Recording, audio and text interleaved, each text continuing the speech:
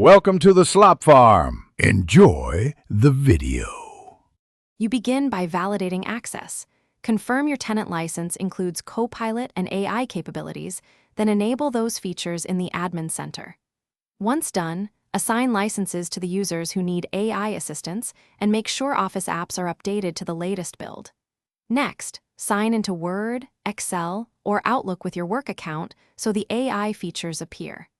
This first step gets you from zero to ready, letting the platform surface AI tools inside the apps where you'll work. Now you integrate AI into tasks.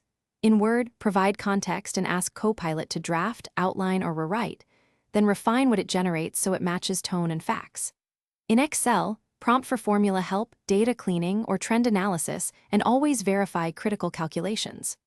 Also connect Teams and SharePoint, enable AI meeting recaps, action items, and content generation so collaboration surfaces insights automatically. As you proceed, iterate prompts and add human checks to ensure outputs are accurate and usable. To complete the setup, review every AI-generated deliverable for accuracy, tone, and compliance.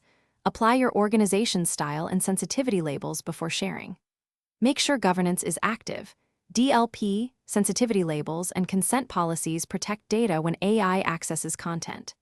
If something goes wrong, first restart the app, then confirm tenant AI settings and that user licenses are current. Check audit logs and tenant health for errors. If issues persist, escalate to your Microsoft admin with detailed replication steps and timestamps. Thanks for watching.